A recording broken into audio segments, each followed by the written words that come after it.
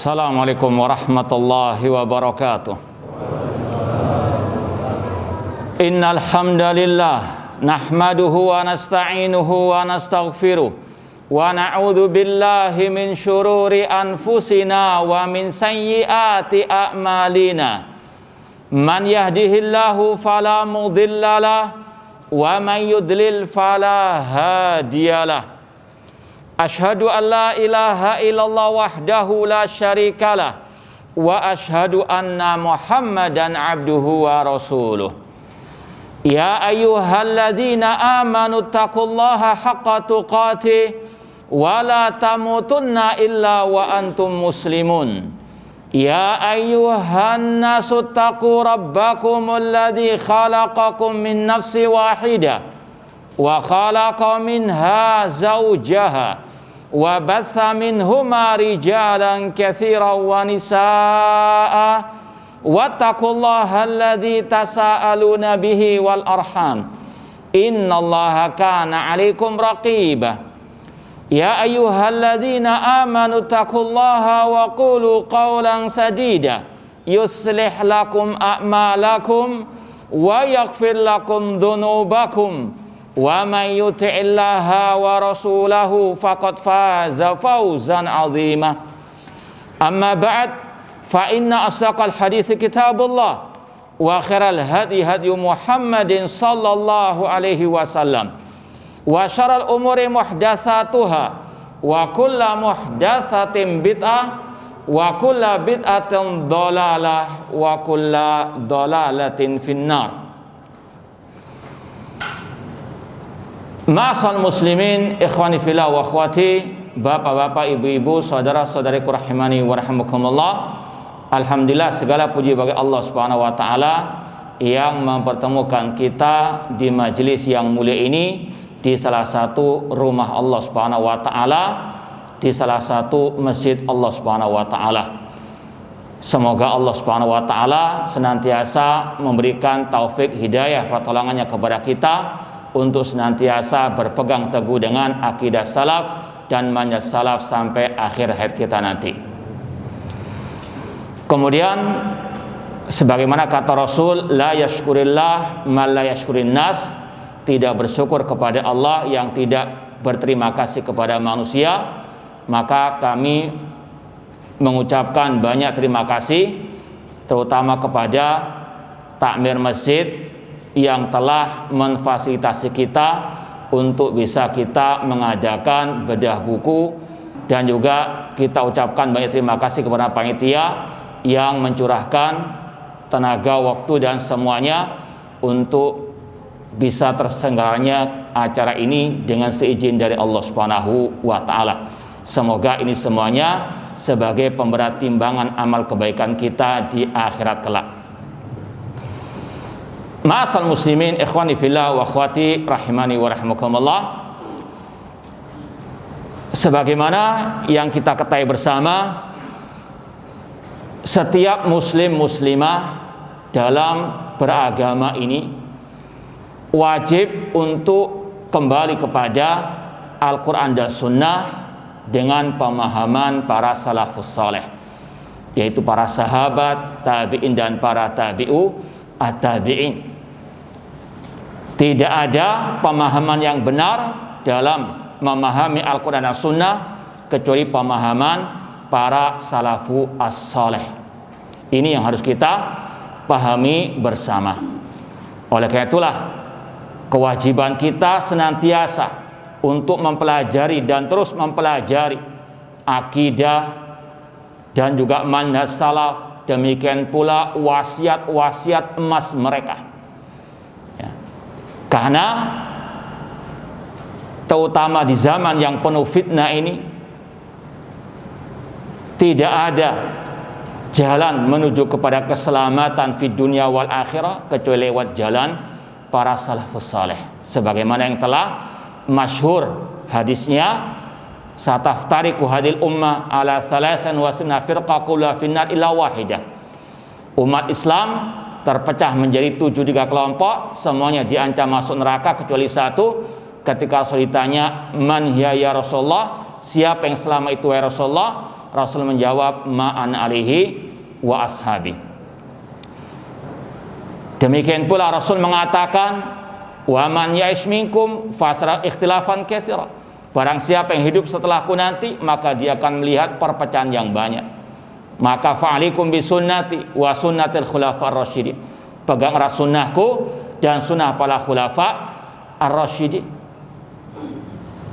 Demikian pula kalau kita lihat wasiat para sahabat Rasul SAW, man kana minkum muta'assiyan falyata'assa bi ashabi Muhammad sallallahu alaihi wasallam. Barang siapa yang ingin mencari suri teladan, jadikanlah para sahabat sebagai suri teladan. Demikian pula Imam Al-Auza'i rahimahullah mengatakan, isbir ala sunnah, bersabarlah dalam berpegang teguh dengan sunnah Rasul, sunnah para sahabat Rasul. Waqif haitsu waqafal qaum, berhentilah kemana mereka berhenti. Wa kufa ma kafu anhu, cegahlah apa yang mereka cegah. Wa qul bima qalu, ucapkanlah apa yang mereka ucapkan. Fa innahu yasi'u kama wasi'ahu, karena itu yang melapangkan kalian sebagaimana yang telah melapangkan mereka. Demikian pula Imam Ahmad mengatakan, usul sunnah indana atamasuk bima kana ala ashab Rasul sallallahu wal iktida'u bihim. Prinsip-prinsip akidah kami adalah berpegang teguh dengan ajaran para sahabat Rasul sallallahu alaihi wasallam. Imam Malik mengatakan, lan yusliha akhir hadil ummah illa ma aslaha awwalaha. Tidak akan memperbaiki generasi akhir umat ini kecuali apa yang menjadikan generasi awal umat ini, yaitu para sahabat, mereka jaya mulia dan menang di atas muka bumi ini. Sekali lagi, ma'asal muslimin, ikhwani fillah wa akhwati rahimani wa rahimakumullah, dalam kita beragama ini harus senantiasa kembali kepada pemahaman para salafus saleh dalam segi ilmu, amal maupun dakwah, dalam segi akidah maupun manhaj, dalam segala bidang kehidupan beragama ini. Sedikit mukaddimah yang kita sampaikan tadi masih ada kaitan dengan tadi yang disampaikan al-wasaya as-saniyah lit-taibin ila salafiyah. Sudah pegang semua bukunya? Nah, ya mungkin nggak bisa kita baca semua yang tertulis di situ, kita mungkin cuplik sebagiannya. Sedikit mengenai terjemahan ya buku ini. Sebetulnya buku ini sudah kita terjemahkan kurang lebih 16 tahun yang lalu ya. Ini buku Wasaya As-Saniyah kita terjemahkan tahun 2005 di majalah. Waktu itu kita tulis di majalah ya. Jadi kurang lebih 16 tahun yang lalu sudah kita terjemahkan buku ini. Insya Allah kalau antum lihat di internet ada makalah ini ya, cuma bukan dalam bentuk buku yang antum alhamdulillah sudah memperolehnya ya. Dan kita juga mengucapkan terima kasih kepada panitia yang telah mencetak buku ini ya. Sekali lagi, secara asal terjemahan ini sudah ada sekitar 16 tahun yang lalu ya, sudah kita terjemahkan dan kita muat di sebuah majalah dan juga disebarkan di internet. Kemudian diterbitkan dengan sedikit tambahan dan juga revisi. Ma'asal muslimin, ikhwani fillah wa akhwati rahimani wa rahimakumullah. Buku kecil ini sebagaimana yang disampaikan oleh Al-Ustadz Umar tadi, sebetulnya ada yang kurang pas di sini sebetulnya ya. Apa kira-kira? Nah, ada yang tahu enggak? Ya, masa moderatornya S2, pembicaranya S1 di sini. Ya, MPDI cuma L sih, pas sebetulnya. Sebenarnya tukar sebetulnya ya. Ya. Jazakallahu khairan. Ya, sekali lagi buku kecil ini sangat bermanfaat, terutama bagi yang baru mengenal dakwah salafiyah. Meskipun juga sangat bermanfaat bagi yang sudah bertahun-tahun ikut manhaj salaf, yang ikut dakwah salafiyah. Di antaranya untuk mengokohkan akidah dan manhaj kita, sebagaimana akan kita jelaskan. Ya, terutama bagi para pemula atau yang istilah sekarang yang baru berhijrah. Karena kalau lihat fenomena di akhir-akhir ini, banyak yang yatasaqatun, berguguran di tengah jalan. Mungkin antum sudah tahu sekali, dulu ada pabrik-pabrik figur yang katanya mau ikut dakwah salafiyah, namun sekarang sudah apa? Membelot, sedang apa? Sudah menyimpang, sudah bertobat dari dakwah salafiyah. Betul enggak? Nah, ini fenomena yang waqi' laisa lahu min dafi', yang nyata, yang kita dengar, kita lihat sendiri. Bahkan lebih dari itu, yang mungkin sudah puluhan tahun ikut dakwah salafiyah, juga banyak yang yatasaqatun, berguru-guran di tengah jalan. Ada yang mengaku dengan terang benderang taubat dari dakwah salafiyah. Nas'allahu ta'ala as-salamata wal afiyah. Semoga Allah menyelamatkan kita dari hal-hal tersebut. Ini salah satu faedah kita mempelajari kuteb buku kecil ini. Ya, langsung saja kita buka halaman ketiga. Ya, sekali lagi kita nggak mungkin membaca semuanya, kita akan baca sebagian, kita syarah sedikit. Di halaman 3 setelah khutbatul hajah, al-muallif wallahu alam, beliau insyaallah termasuk dari salah satu murid Syekh Muqbil bin Hadi Al-Wadi'i rahimahullah ta'ala, dan sudah antum baca juga mungkin buku ini telah dimurajaah oleh Syekh Rabi bin Hadi wafaqahullah, kemudian juga oleh Syekh Abdul Malik Ramadhani hafidhallahu ta'ala. Di awal setelah muqaddimah atau khutbatul hajah, beliau mengatakan, aku memuji Allah yang maha mulia atas nikmatnya yang begitu banyak yang diberikan kepada umat ini secara umum dan kepada Ahlus Sunnah wal Jamaah secara khusus. Ini harus kita camkan dalam diri kita. Nanti juga akan ditegaskan pada wasiat pertama beliau, bahwasanya salah satu nikmat Allah atas kita, nikmat kita dijadikan oleh Allah Subhanahu wa taala sebagai Ahlus Sunnah wal Jamaah. Semoga Allah memberikan kepada kita keistiqomahan di atas akidah Ahlus Sunnah, manhaj Ahlus Sunnah yang hak sampai akhir hayat kita nanti. Ini adalah nikmat yang harus kita syukuri. Meskipun banyak juga onak dan durinya, meskipun banyak halangan dari rintangannya, namun sebagaimana pesan Imam Al-Auza'i tadi, isbir ala sunnah, bersabarlah dalam berpegang teguh dengan sunnah. Kita punya harta, itu nikmat, harus kita jaga. Apalagi nikmat sunnah Rasul, sunnah para sahabat Rasul sallallahu alaihi wasallam, dan tetap harus apa? Istiqamah. Kemudian kata beliau, dialah yang telah menerangi jalan mereka sehingga mereka bisa melihat dan merasa tenang. Kita setelah belajar akidah manhaj salaf, kita bisa melihat mana hak mana batil. Tanpa akidah manhaj salaf tidak mungkin kita bisa melihat mana hak mana batil.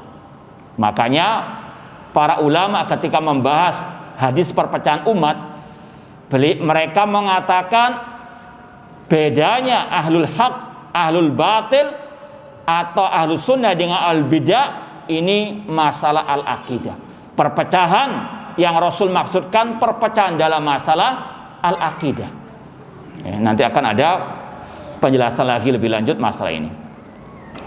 Kemudian kata beliau, bagaimana mereka tidak dapat melihat dan tidak bisa merasa tenang, sedangkan mereka mencari penerang petunjuk dari Al-Quran dan As-Sunnah sesuai dengan pemahaman para salafus saleh.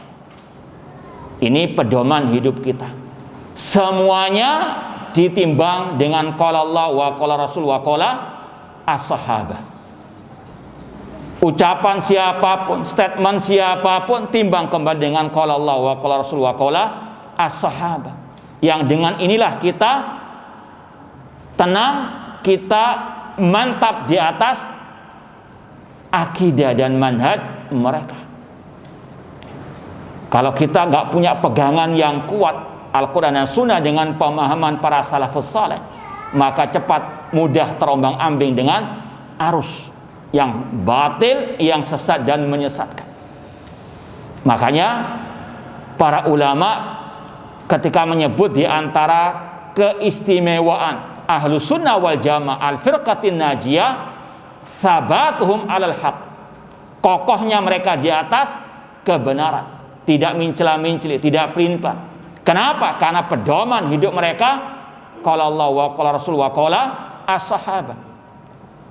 Tidak mudah terombang-ambing oleh arus sekencang apapun arus tersebut. Karena apa? Sekali lagi pedoman mereka kokoh. Oleh karena itulah Syekh Abdul Razak bin Abdul Muhsin Al-Abbad Al-Badr punya sebuah buku kecil tentang sabatu aqidatis salaf, kokohnya akidah para salaf. Dan beliau sebutkan kenapa mereka kokoh di atas akidah tersebut. Karena sekali lagi pondasinya kuat.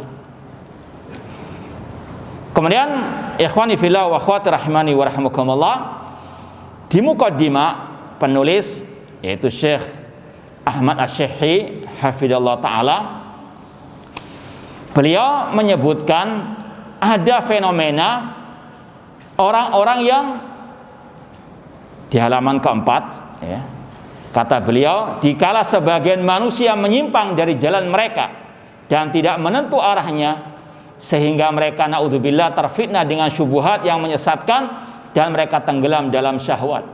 Meskipun demikian, alhamdulillah masih banyak dari manusia yang ingin bertobat kepada Allah. Artinya sekali lagi, di tengah orang-orang yang menyimpang dari ajaran Rasul, para sahabat Rasul, ada orang-orang yang Allah berikan hidayah, terutama orang-orang yang awam, orang-orang yang di atas fitrah salimah, ya. Mereka mungkin hanya ikut-ikutan arus, tapi ketika mereka mendapatkan hidayah dari Allah Subhanahu wa taala, mereka berpaling dari kesesatan menuju kepada kebenaran Al-Quran dan Sunnah dengan pemahaman para salafu as-saleh. Ya. Mungkin mereka pernah terpengaruh dengan kelompok-kelompok sesat seperti tadi kelompok Ikhwan Muslimin, kelompok-kelompok harokah, atau bahkan kelompok teroris. Ya. Ketika mereka mendapatkan hidayah sunnah, mulai mereka meninggalkan ajaran-ajaran tersebut. Ya. Ini yang ditekankan oleh penulis, ya, tentang orang-orang yang baru berhijrah. Kata beliau di halaman yang kelima, tidak diragukan lagi bahwa taubatnya mereka kepada manhaj salafi sangat menggembirakan kita semuanya. Kalau ada orang yang taubat dari kesesatan kepada petunjuk, dari penyimpangan kepada kebenaran, ini sesuatu yang menggembirakan. Namun kata beliau dari halaman 6, akan tetapi rasa gembira ini diiringi oleh rasa sedih dan duka atas apa yang kami temui dan yang kami saksikan pada sebagian mereka yang bertobat ke jalan salaf dari rasa bimbang dan bingung. Ini sekaligus, ya, ada rasa gembira melihat fenomena banyak manusia yang masuk ke dakwah salafiyah. Ya mungkin sekedar share pengalaman kisah, ya. Kita alhamdulillah hidup di Surabaya, mengenal awal-awal dakwah salafiyah di Surabaya sekitar tahun 94-an, ya. Mungkin sebagian belum ada yang lahir, ya. Ya, itu kajian dakwah salafiyah bisa dihitung dengan, ya, satu apa ini? Telapak tangan saja. Jarang kajian rutin, ya. Alhamdulillah, ana pribadi awal kali ikut kajian dakwah salafiyah bersama Al-Ustadz Walid, Al-Ustadz Abdurrahman bin Abdul Karim At-Tamimi hafidhallahu ta'ala. Waktu itu kita belajar pertama kali kepada beliau Al-Usulul Thalatha tahun 94. Itu kajian ya sangat langka di tahun itu. Insya Allah yang hidup di Surabaya tahun itu bisa memberikan komentarnya nanti, ya, bahwasanya sangat jarang sekali dakwah salafiyah atau kajian-kajian dakwah salafiyah. Alhamdulillah sekarang muncul di mana-mana dakwah salafiyah, bukan di Surabaya, di mana-mana, ya. Namun sekali lagi tadi ada fenomena yang juga memprihatinkan, yaitu seperti yang kita contohkan tadi, fenomena orang yang hijrahnya hanya namanya saja, casingnya saja, namun isinya, hatinya, akidahnya sangat jauh dari dakwah as-salafiyah. Ini yang perlu untuk diobati. Ya, kata beliau, akan tetapi rasa gembira ini diiringi oleh rasa sedih dan duka atas apa yang kami temui dan yang kami saksikan pada sebagian mereka yang bertobat ke jalan salaf dari rasa bimbang dan bingung. Kenapa hal ini? Dikarenakan banyaknya syubhat yang ditebarkan oleh ahli batil yang mengombang-ambingkan mereka ke kanan dan ke kiri. Yang mengombang-ambingkan bukan hanya yang di luar, bahkan yang di dalam juga demikian. Yang mereka mengaku dai-dai ahlu sunnah, dai salafi, namun mereka menyebarkan banyak asyubhat. Nanti akan kita sebutkan sebagiannya. Oleh karena itulah, kata beliau, aku berkeinginan untuk menulis beberapa wasiat bagi mereka yang bertobat ke jalan as-salaf. Ya. Langsung masuk ke wasiat pertama, halaman 8. Wasiat pertama yaitu bersyukur kepada Allah atas nikmat bermanhaj salafi. Ini yang kita sampaikan tadi, Syekh menegaskan kembali. Kita tahu akidah salaf, manhaj salaf ini nikmat yang luar biasa. Meskipun antum nggak punya kuota, nggak punya pulsa, banyak bersyukur masih tahu akidah salaf, manhaj as-salaf.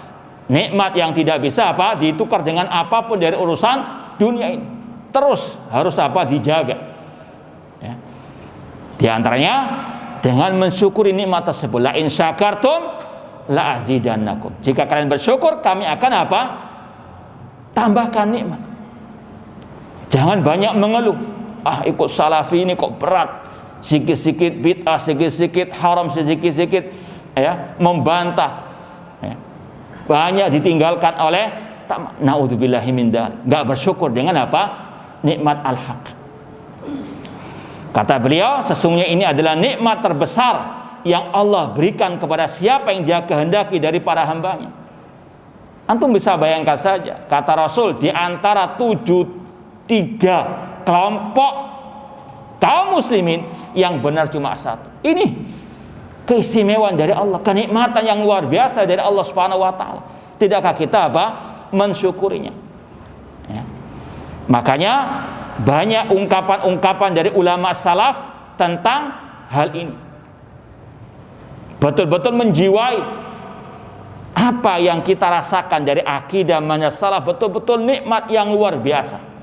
Ini kita nukilkan dari kitab Asyarh wal Ibana atau yang disingkat dengan Al-Ibana As-Sughra yang kita masih kaji meskipun masih off atau online lewat FB. Kitab Al-Ibana As-Sughra oleh Imam Ibnu Battah Al-Bari yang wafat tahun 387 Hijriah. Di muqaddimah ini mirip dengan yang diungkapkan oleh penulis di sini. Kata beliau, alhamdulillahilladzi asbagha alaina ni'amahu wa dhahara ladaina minanahu wa ja'ala min ajalliha qadran wa a'dhamiha khataran an hadana li ma'rifati wal iqrar bi rububiyyatihi wa ja'alana min atba'i dinil haq wa asya'i millati sidqi.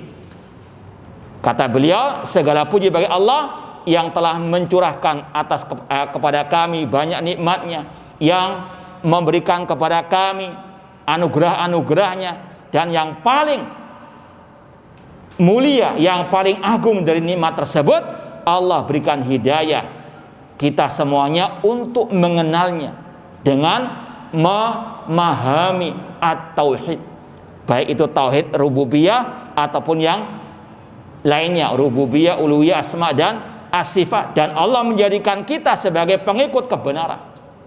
Ya. Kemudian beliau tegaskan lagi, falaul hamdu nahmaduhu wa nusni alaihi bima istana indana an hadana lil Islam wa 'allamana wa wafaqana lis sunnah. Segala puji bagi Allah, kami memujinya atas anugerah yang Allah berikan kepada kami, dengan diantaranya memberikan hidayah kepada Islam dan memberikan taufik kepada sunnah Rasulullah SAW. Ya, dan beliau juga menukil ucapan ulama tabi'in yang bernama Abul Aliyah yang semakna dengan tadi. Kita bacakan, qala Abul Aliyah. Abul Aliyah dari ulama tabi'in berkata, nikmatani lillahi alayya la adri ayyuhuma afdal. Kata Abul Aliyah, ada dua nikmat Allah atasku yang aku tidak tahu mana yang paling afdal. Apakah nikmat dunia? Tidak. Kalau salafus saleh banyak mewasiatkan kita urusan ad-din, ya, tanpa mengesampingkan tentunya urusan dunia, mengingkari hal tersebut. Kata Abul Aliyah, dua nikmat Allah atasku yang aku tidak tahu mana yang lebih afdal. An hadaniya lil Islam wal ukhra an asamaniya minar rafidah wal haruriyah wal murji'ah wal qadariyah wal ahwa. Kata beliau, apakah Allah memberikan hidayah aku kepada Islam, atau nikmat yang lainnya Allah menjagaku, melindungiku, menyelamatkanku dari ajaran kelompok Syiah Rafidah, kelompok Khawarij, kelompok Murji'ah, kelompok Qadariyah, dan semua kelompok-kelompok sesat. Ini kata Abul Aliyah, nikmat Allah yang paling mulia, yang paling agung. Bahkan beliau mengatakan, aku ya tahu lagi mana yang lebih afdal, antara nikmat aku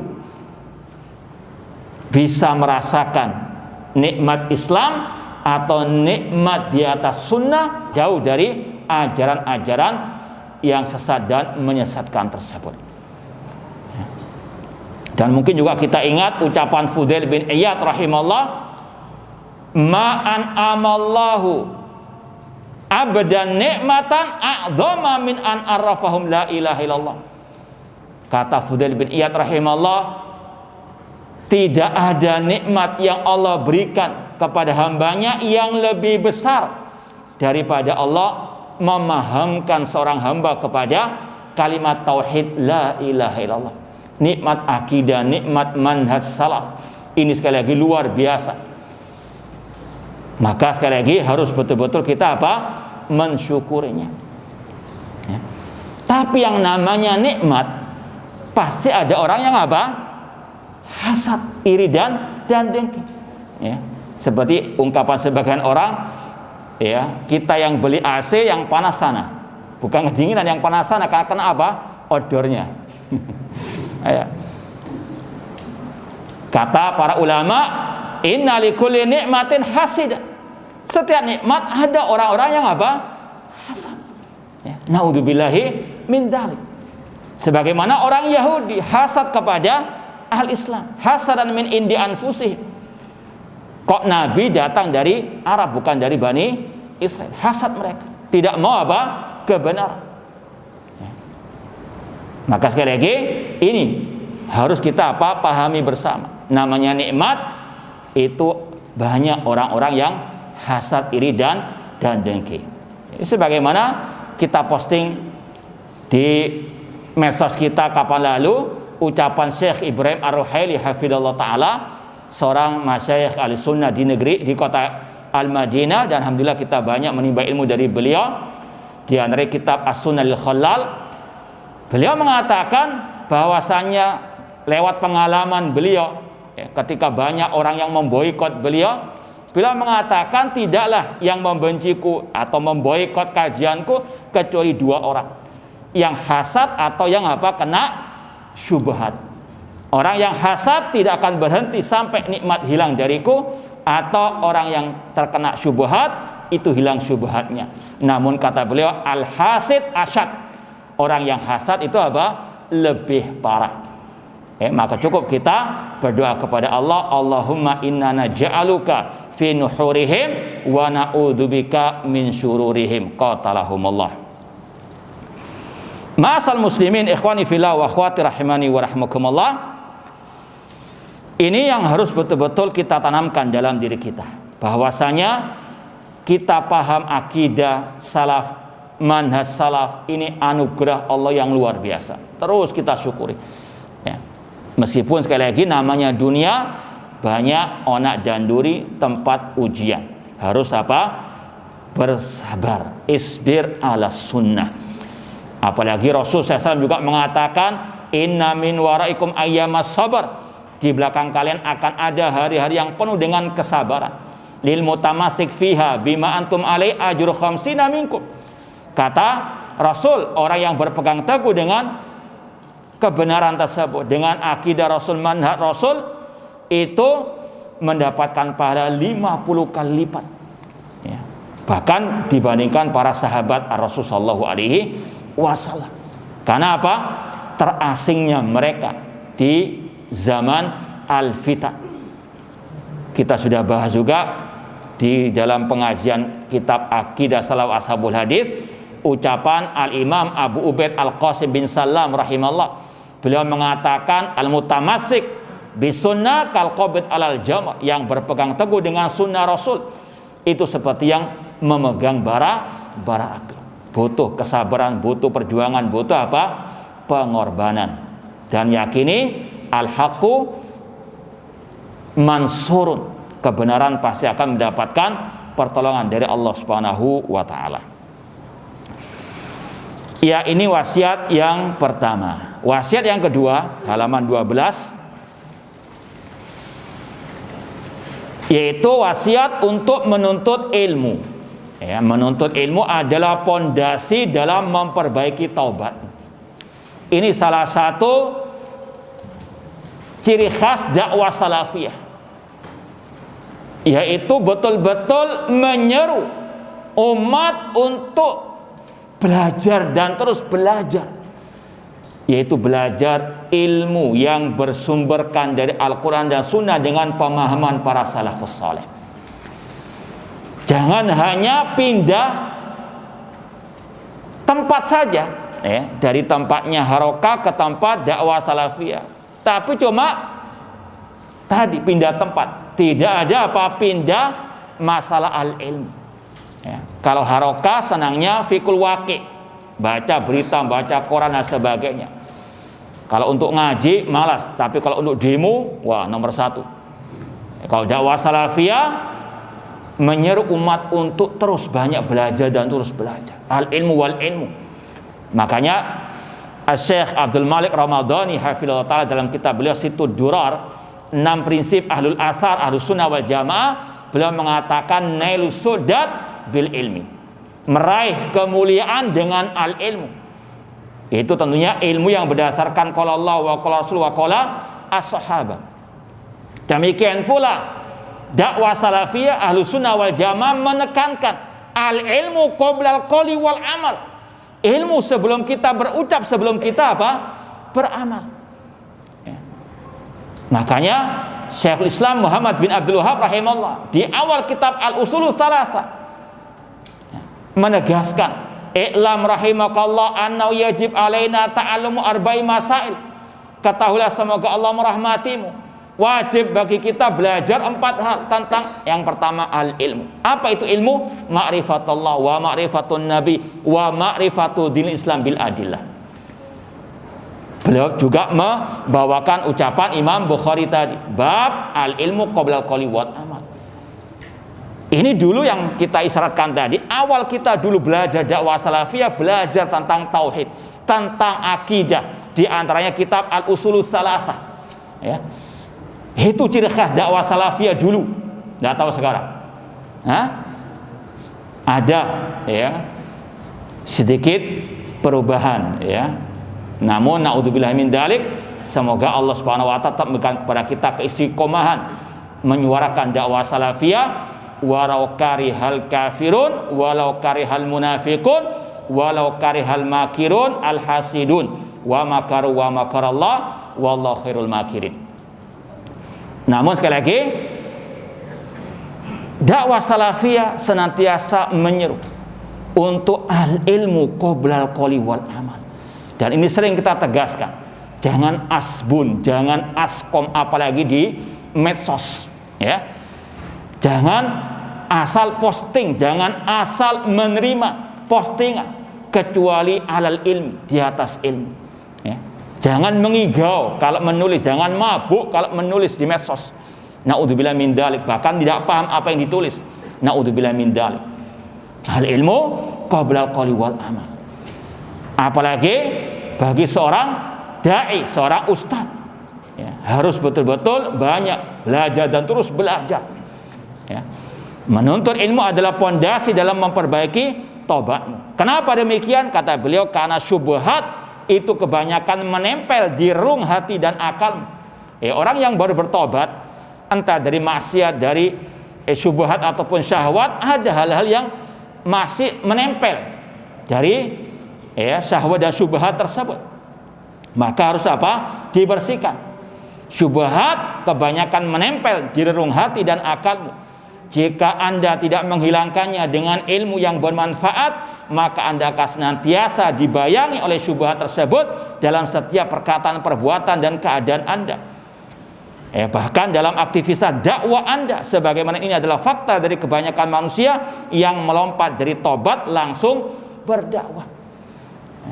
Bahkan kita perhatikan juga, ada sebagian orang yang mungkin dulu pondoknya bukan pondok dakwah salafiyah, kemudian apa? Diangkat sebagai dai salafi. Apa yang keluar dari lisannya, dari tulisannya? Syubhat-syubhat harokah. Ini sekali lagi wajib untuk kita pahami, hati-hati. Kalau dia tidak membersihkan syubhat yang ada, dulu pernah mondok di pondok-pondok yang bukan pondok-pondok Ahlus Sunnah wal Jamaah, maka sekali lagi kalau dia tidak membersihkannya, ini berbahaya bagi umat. Mereka menyeru kepada dakwah salafiyah, tapi dicampuri dengan syubhatnya ikhwanul muslimin. Casingnya casing salafi, namun isinya haroki. Kalau istilah sebagian ulama, salafi apa? Haroki. Ini untuk segala apa? Membantah mereka. Ngakunya salafi, namun apa? Isinya haroki. Itu ketahuan lewat apa? Tulisan-tulisannya. Mencaci maki pemimpin kaum muslimin. Kalau ada istilahnya pergerakan-pergerakan umat, sangat apa? Senang sekali. Ketika muncul misalnya kapan lalu ada yang membunuh, yang menghina Nabi, langsung apa? Disupport. Ini sekali lagi, ini kelakuan-kelakuan orang-orang apa? Arab senang dengan hal-hal seperti itu. Ini tidak bisa diketahui kecuali dengan al-ilmu wal ilmu. Sekali lagi hati-hati. Orang-orang yang apa? Casingnya salafi namun dalamnya haroki. Atau kepada Qutbiyah yang menyuruh kepada pengkafiran kaum muslimin. Ini tokohnya kelompok teroris, Said Qutb yang menyuruh kepada takfir kaum muslimin. Ahlus Sunnah dakwah salafiyah sangat jauh dari ajaran Al-Qutbiyah, pengkafiran terhadap pemimpin kaum muslimin, apalagi kepada kaum muslimin secara umum. Atau kepada Sururiyah Hizbiyah. Sururiyah itu kelompok yang lahir dari rahimnya kelompok ikhwan muslimin. Insya Allah sudah sering kita sampaikan, kelompok ikhwan muslimin yang didirikan oleh Hasan al-Banna di Mesir, yang sekarang sudah dilarang juga di sana di Saudi Arabia, ini yang menelurkan banyak penyimpangan-penyimpangan, kelompok-kelompok yang sesat menyesatkan. Dari kelompok ikhwan muslimin lahir kelompok Al-Qaeda, Usama bin Laden, kemudian lahir dari Al-Qaeda ISIS. Demikian pula pemikiran-pemikiran mereka ini banyak merusak Islam dan kaum muslimin. Di antaranya kelompok Sururiyah. Kelompok Sururiyah ini ingin memadukan antara dakwah salafiyah dengan ikhwaniyah, kelompok ikhwan muslimin. Di antara ajaran sesatnya mengatakan pelajaran kitab-kitab akidah salaf itu sudah tidak relevan, istilahnya begitu. Kering, tidak bisa menggerakkan umat untuk demo, untuk kudeta. Ya. Ini salah satu kesesatan mereka, menggembosi kajian akidah salaf. Ya, itu intinya. Jadi antum bisa menilai kalau orang-orang yang suka menggembosi kajian akidah salaf ini ada pemikiran-pemikiran apa? Ya, sururiyah, ikhwaniyah, hizbiyah. Naudzubillah min dzalik. Kemudian kata beliau, maka dakwah mereka kepada salafiyah tercampur dengan manhaj atau metode tertentu dengan dasar syubhat yang senantiasa menemaninya sebelum bertobat dan belum dimusnahkan. Maka sekali lagi ahli ilmu wal ilmu. Demikian pula ini tidak ditujukan hanya kepada yang baru menuntut ilmu tentang dakwah salafiyah, bahkan yang sudah lama tapi juga terkena syubhat-syubhat tersebut harus dibersihkan dengan ilmu, yaitu ilmu tentang al-aqidah. Ini sekali lagi garis pemisah antara ahlul haq dengan al-batil, al-sunnah, al-bidah, akidah salaf. Ya, kalau kita mau tahu mana al-haq, mana al-batil, ini garis pemisahnya masalah al-aqidah wal manhaj. Ada sebagian orang yang tadi casingnya salafi, namun apa dalamnya menyeru kepada kepemimpinan dalam berdakwah. Wah, kalau di Surabaya misalnya, kalau mengadakan kajian harus izin dulu Ustadz Fulan, ya. Harus ada apa? Untung nggak dibayar sekalian, ya. Ini ada gejala seperti itu. Harus izin dulu, kalau nggak izin, wah, langsung apa di boikot, langsung apa di provokasi. Ya. Ini wakil laisa lahu min dafi qatalahumullah. Yang ini menyuruh kepada kepemimpinan dalam apa? Berdakwah. Kalau nggak mau sami'na wa ata'na kepada ya si fulan itu nanti akan apa? Tadi diserang habis-habisan. Ya, ini namanya apa? Hizbiyah. Sebagaimana kelompok ikhwan muslimin dan yang lainnya. Yang lain menghancur leburkan sebagian pokok manhaj salafi dengan alasan hal tersebut seperti membantah atau mentahdir penyimpangan, menyebabkan kerasnya hati atau memutuskan hubungan persaudaraan. Kata mereka, harus kita apa? Menjalin ukhuwah Islamiyah dengan apa? Diam, tidak boleh berbicara ini sesat, ini menyesatkan, ini bid'ah ataupun syirik. Musuh kita sekuler, musuh kita komunis dan sebagainya. Maka kata para ulama, Rasul saja ketika jihad, perang, ya, namanya perang butuh apa? Kekuatan yang besar dari persatuan apa? Pasukan melawan musuh. Tapi Rasul ketika melihat kemungkaran, penyimpangan tidak diam, meskipun dalam apa? Waktu perang. Dalam hadis tentang masalah apa? Perang Hunain. Ketika ada sebagian sahabat yang baru masuk Islam minta dibuatkan pohon keramat, Rasul marah, Rasul tegur. Tidak ada kata-kata wah kita lagi perang nggak usah nahi mungkar, nggak usah apa melarang kesyirikan, kebid'ahan, tidak. Rasul larang, tetap Rasul apa ingkari. Apakah perbuatan Rasul ini memecah belah persaudaraan, memecah belah umat di kala jihad? Naudzubillahi min dzalik. Inilah bedanya Rasul dengan mereka. Inilah bedanya manhaj para sahabat, para salaf dengan mereka. Kemudian pada halaman 14, ya, di antara mereka yang mengaku dai salafi atau salafi namun memiliki pemikiran tahyijiyah, pergerakan untuk apa? Membenci pemimpin kaum muslimin, seperti yang kita sampaikan tadi, ya. Padahal jelas-jelas kata para ulama mencaci maki pemimpin kaum muslimin itu bid'ah sabaiyah, bid'ahnya Abdullah bin Sabah. Kok masih apa? Diikuti. Ahlus sunnah wal jamaah sangat kental dengan pembahasan masalah sikap bijak terhadap pemimpin kaum muslimin. Hampir dalam kitab-kitab akidah salaf dibahas tentang masalah hal tersebut, mendengar dan taat kepada pemimpin kaum muslimin, tidak boleh memberontak terhadap pemimpin kaum muslimin. Dan salah satu jalan menuju kepada pemberontakan yaitu apa? Al-lisan, caci makian terhadap pemimpin kaum muslimin. Dan itu yang pernah terjadi di zaman Al-Khalifah Rasyid Utsman bin Affan radhiyallahu taala anhu. Bagaimana beliau terbunuh? Di antara sebabnya karena apa?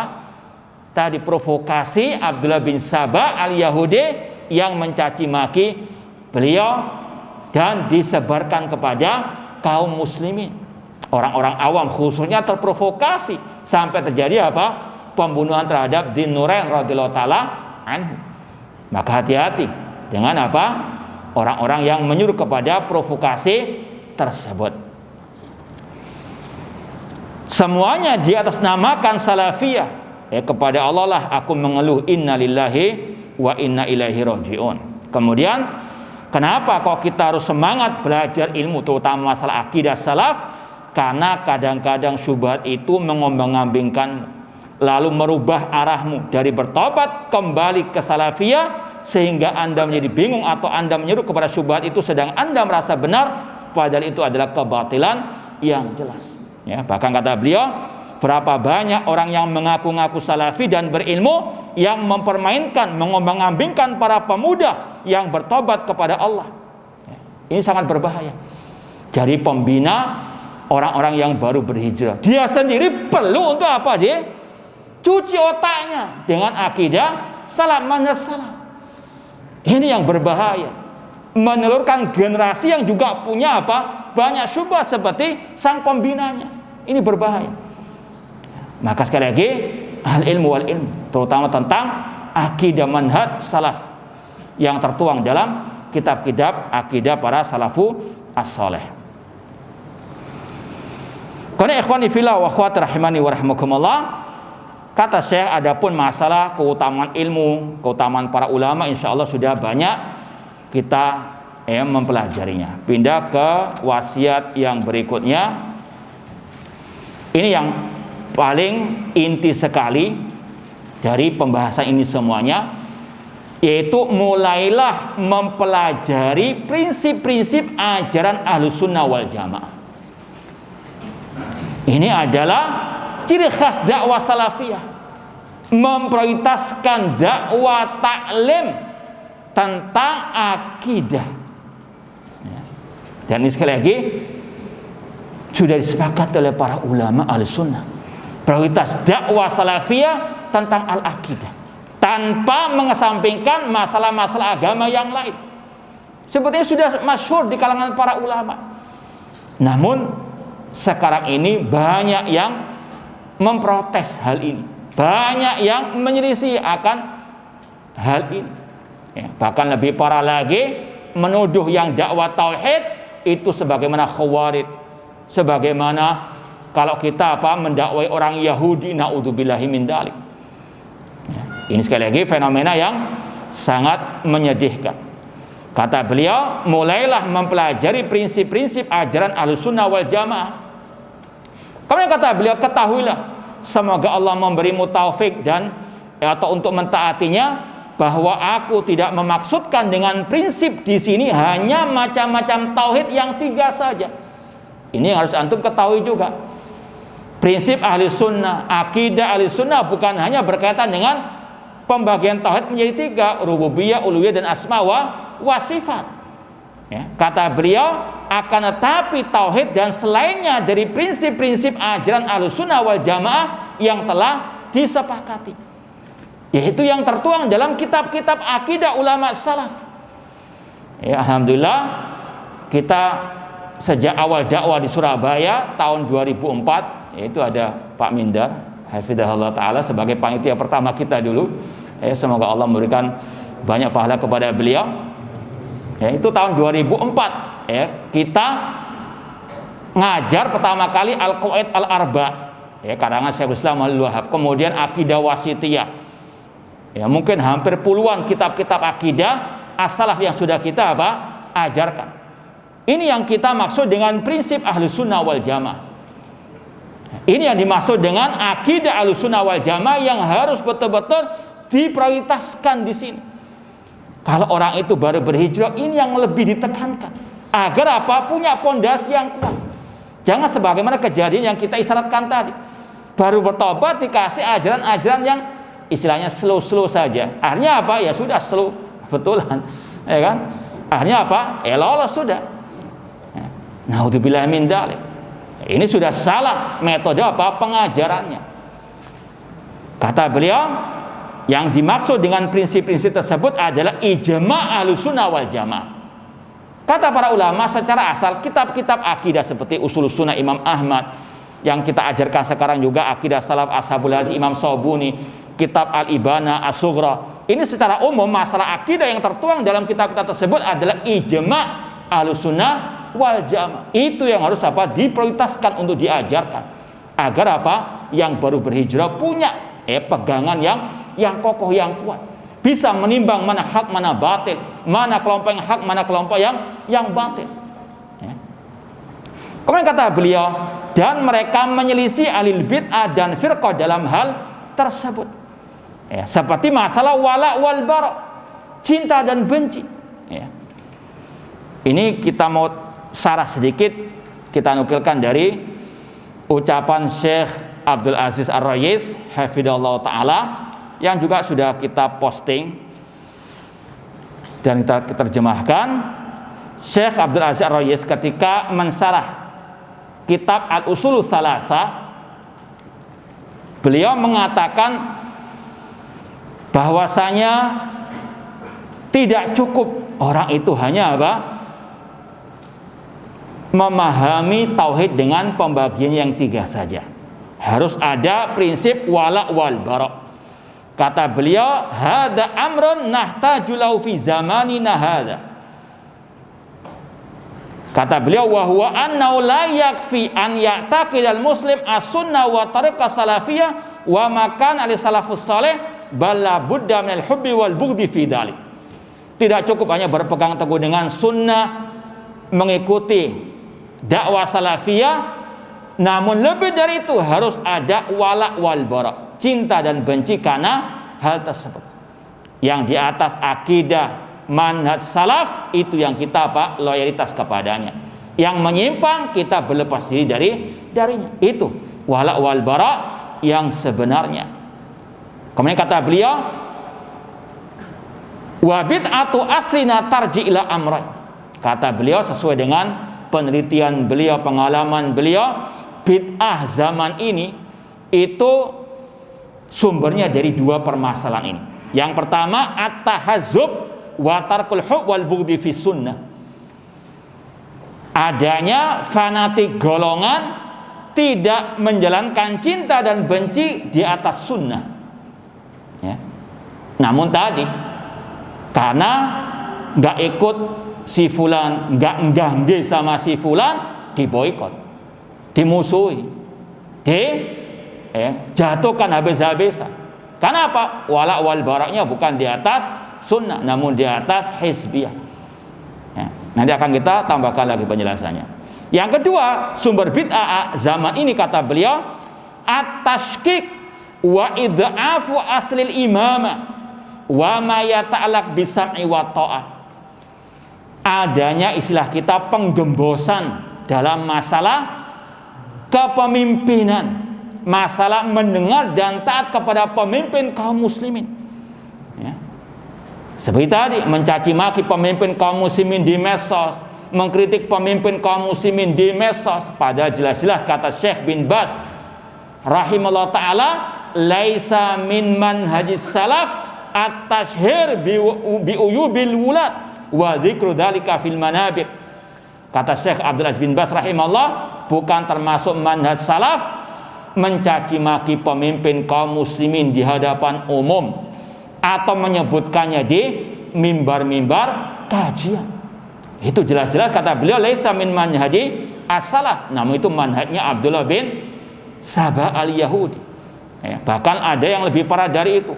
Ketika kita membantah orang-orang yang mencaci maki pemimpin kaum muslimin, tiba-tiba dibela dengan kata-kata, masa akidah hanya masalah pemimpin kaum muslim? Naudzubillahi min dzalik. Ini sekali lagi kata Syekh Abdul Aziz hafizahullah ta'ala, sungguh benar apa yang beliau ucapkan. Bid'ah akhir zaman ini terutama di antara orang-orang yang mengaku Ahlus Sunnah atau Salafiyin, bid'ahnya di antara dua hal ini, yaitu fanatik bukan di atas sunnah, kemudian penggembosan terhadap kewajiban mendengar dan taat kepada pemimpin kaum muslimin. Bahkan kita mendengar juga ada sebagian orang-orang itu ketika IMB sekolahnya nggak turun, yang dicaci maki pemimpin kaum muslimin, dasar rezim dan sebagainya. Naudzubillah min dzalik, hanya gara-gara apa? IMB menjual akidah. Naudzubillah min dzalik. Ini sekali lagi fenomena yang sekali lagi laqad sadaqa Syekh rahimahullah hafizallahu taala. Bid'ah akhir zaman itu utama di tengah-tengah orang-orang yang mengaku Ahlus Sunnah dalam masalah ini. Kemudian beliau membawakan riwayat atau ucapan salaf yang bernama Abu Bakar bin Iyas rahimahullah. Beliau mengatakan, atau ketika ditanya manis sunni, siapa itu Ahlus Sunnah, siapa itu salafi, maka beliau mengatakan as-sunni alladzi idza dzukratil ahwa lam yaghdab li syai'in minha. Kata Abu Bakar ibnu Iyas rahimahullah taala, as-sunni atau salafi adalah orang-orang yang apabila disebut tentang bid'ah, atau tentang yang menyelisih sunnah, tidak marah. Artinya apa? Kata beliau, la yata'assab illa ila sunnah, tidak fanatik kecuali kepada sunnah. Kalau yang menyimpang dari sunnah atau yang dia berbuat kebid'ahan, apalagi masalah akidah, bukan malah dibela. Namun inilah sekali lagi namanya bid'ah hizbiyah. Ketika orang itu menyimpang dari akidah salah, seperti tadi mencaci maki pemimpin kaum muslimin, dibela mati-matian. Ini bukan ciri apa? As-salafi, naudzubillah min dzalik. Kata Abu Bakar bin Iyas sekali lagi, Ahlus Sunnah atau as-sunni atau salafi apabila disebut tentang hawa nafsu atau bid'ah, dia tidak membela. Dia tidak marah dalam rangka membelanya. Maka sebaliknya namanya sunni itu yang fanatik kepada sunnah Rasulullah SAW. Ya, kita tambahkan lagi dari ucapan Syekhul Islam Ibnu Taimiyah rahimahullah taala dalam kitab Majmu' Fatawa, dan ini juga alhamdulillah sudah kita posting. Beliau Syekhul Islam Ibnu Taimiyah mengatakan, wa laisa li ahadin minhum an ya'khudha ala ahadin ahdan bimuwafaqatihi ala kulli ma yuriduhu wa muwalati man yuwali wa muadati man yuadi. Tidak boleh seorang pun untuk mengambil perjanjian atas orang lain, baik perjanjian tertulis maupun tidak tertulis, baik yang tersurat maupun yang tersirat. Tidak boleh bagi seorang pun mengambil perjanjian untuk senantiasa menyetujui apa yang dia inginkan. Kalau sang bos menginginkan harus semuanya ikut, anak buahnya harus ikut semuanya, meskipun batil. Kalau enggak dipecat, kalau tidak dimusuhi, diboikot dan sebagainya. Kata beliau, tidak boleh hal seperti itu. Tidak boleh loyalitas karena hawa nafsunya tadi, atau memusuhi yang tidak mau ikut atau yang enggak mau ganggu kepadanya. Kata beliau, bal man fa'ala hada kana min jinsi jinkhis khan. Orang yang seperti ini wala wal baraknya sesuai dengan hawa nafsunya, itu seperti dengan Genghis Khan. Tahu Genghis Khan? Kenal enggak?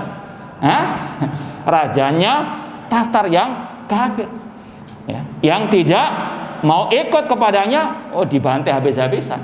Ini wala wal barak ala Genghis Khan, kata Syekhul Islam Ibnu Taimiyah rahimahullah. Wala wal baraknya bukan di atas sunnah. Meskipun orang itu di atas sunnah, namun kalau enggak ganggu kepadanya, dihabisi. Ini sekali lagi wala wal barak ala Genghis Khan, kata Syekhul Islam Ibnu Taimiyah rahimahullah di jilid atau di Majmu' Fatawa jilid 28 halaman 16. Kemudian di antara prinsip Ahlussunnah juga tentang masalah amar ma'ruf nahi mungkar.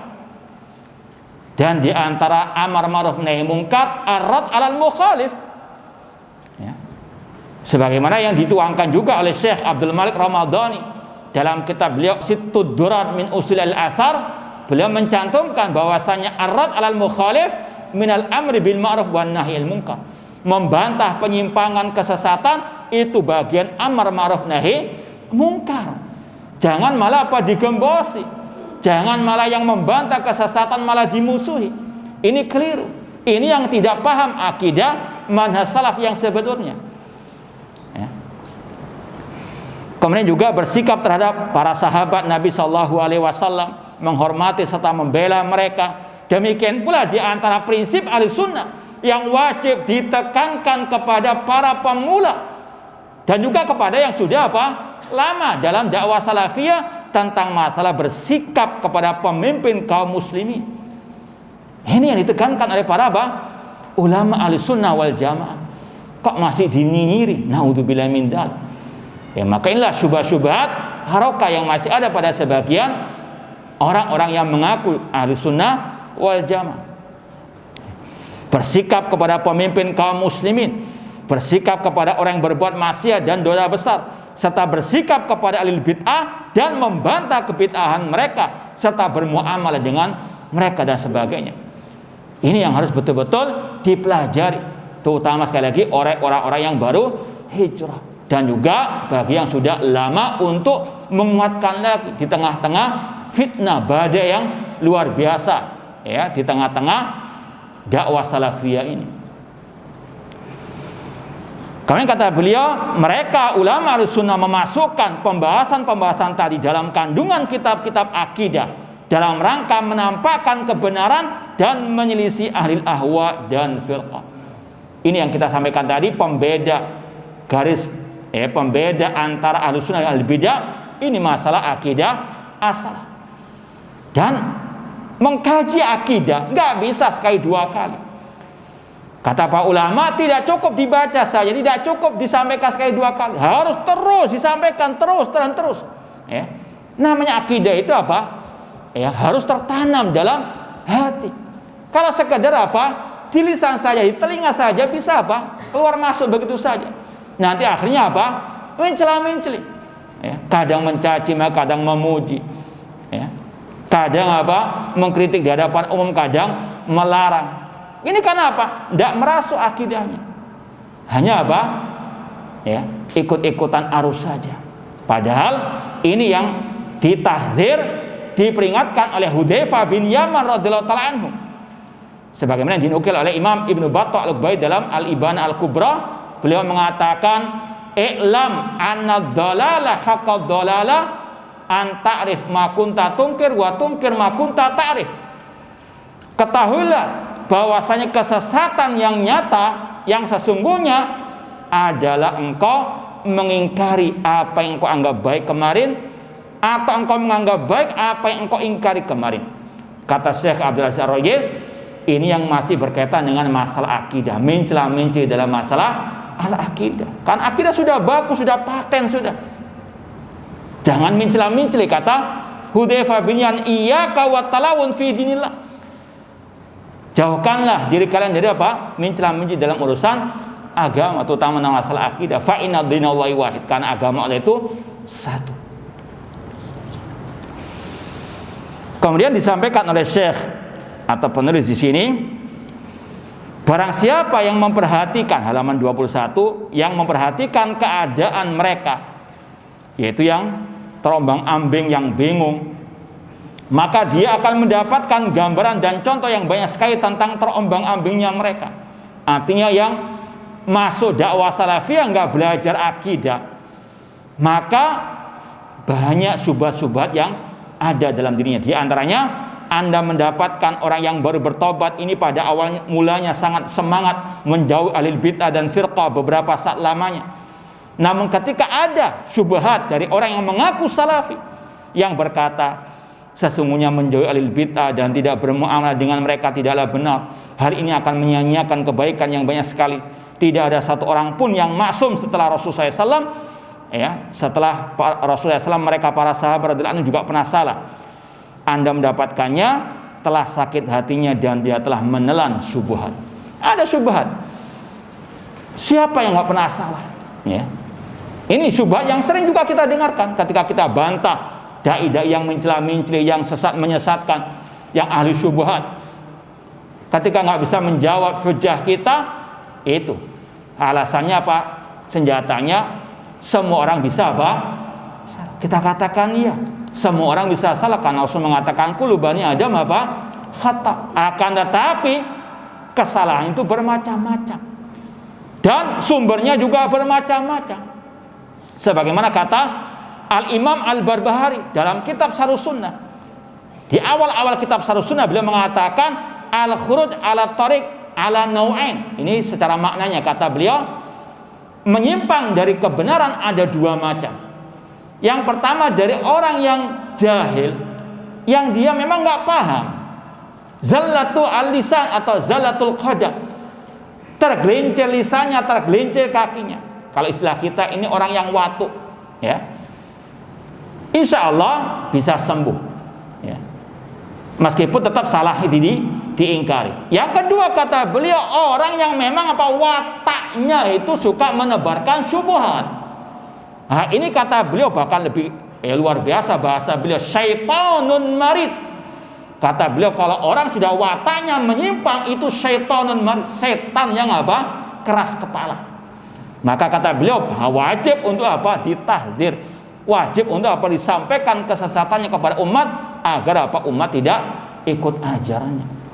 Maka ada orang-orang yang pinter, ya, membuat bahasa-bahasa atau bersilat lidah yang ucapannya mengandung hak, mengandung batil.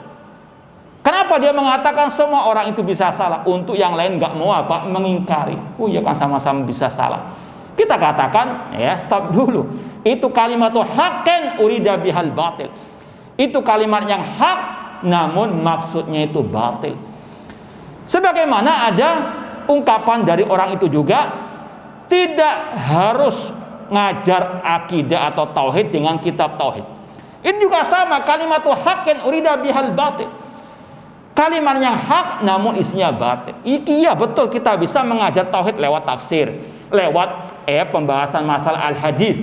Namun yang kalau kita lihat ucapan tersebut ditujukan untuk membela orang-orang yang menggembosi dakwah atau maka Ahlus Sunnah itu sangat teliti, sangat hati-hati. Sebagaimana para salafus saleh dahulu, Imam Ahmad ketika mendapati ungkapan bacaan Al-Qur'anku itu makhluk, ya, Imam Ahmad tahu ini ucapan sangat berbahaya, penuh dengan racun. Maka beliau katakan man qala Al-Qur'an atau man qala lafzi bil Qur'an makhluk fahuwa jahmi. Barang siapa mengatakan bacaan Al-Qur'anku itu makhluk, maka dia pengikut kelompok Jahmiyah. Wa man qala laisa bi makhluk fahuwa mubtadi. Barang siapa mengatakan bacaan Al-Qur'anku itu bukan makhluk, dia ahli bid'ah. Di stop oleh Imam Ahmad ucapan-ucapan yang mengandung hak, mengandung batil. Kalau kita murajaah sedikit pembahasan ini, ungkapan ini muncul dari kelompok Jahmiyah. Kata Imam As-Sabuni dalam kitab Aqidah Salasul Hadits, dulu awal-awal ahlul bid'ah dari kelompok Jahmiyah mengatakan Al-Qur'an makhluk. Dibantah habis-habisan oleh ulama Ahlussunnah. Barang siapa mengatakan Al-Qur'an makhluk maka dia kafir. Di antara Imam Ahmad, Imam Syafi'i dan yang lainnya. Kemudian mereka membuat syubhat yang halus. Ini ciri ahli bidah. Halus permainannya, cantik permainannya. Kadang jadi dalang saja. Ya. Tidak ketahuan, mempermainkan orang namun dari balik layar. Itu permainan ahli bidah, licik bin licin. Ya. Kelompok Jahmiyah mereka ketika diserang habis-habisan oleh Ahlussunnah, Al-Quran kalamullah bukan makhluk, barang siapa mengatakan Al-Quran makhluk maka dia kafir. Mereka membuat ini permainan bahasa. Bacaan Al-Quranku adalah makhluk. Maksud mereka sama dengan yang pertama, Al-Quran adalah makhluk. Tapi kalau dirinci kata para ulama, bacaan Al-Qur'anku itu ada dua kemungkinan bacaan Al-Qur'anku. Yang pertama, ayat yang keluar, yang terdengar itu kalamullah. Ya, misalnya anak membaca Alif Lam Mim Dzalikal Kitabu La Raiba Fi. Ayat yang terdengar tadi, yang antum dengarkan itu kalamullah. Namun as-saut sautul qari, al-kalam kalamul bari, was-saut sautul qari. Kata para ulama, istilah bacaan Al-Qur'anku itu mengandung dua kemungkinan. Kalau yang dimaksud suara itu makhluk, suaranya apa? Yang membaca itu makhluk. Namun ayat-ayat yang terdengar itu adalah kalam Allah. Itu ciri ahlul kalam, ahlul bidah. Terkadang ucapannya mengandung hak, mengandung batil. Seperti kelompok Khawarij. Di zaman Ali bin Abi Thalib, mereka mengatakan inil hukmu illa lillah. Tidak ada hukum kecuali hukum Allah. Kata Ali bin Abi Thalib, kalimatu haqqin urida bihal batil. Kalimat yang hak namun maksudnya apa? Batil. Di baliknya ada kebatilan. Betul, itu yang juga Allah firmankan, inil hukmu illa lillah.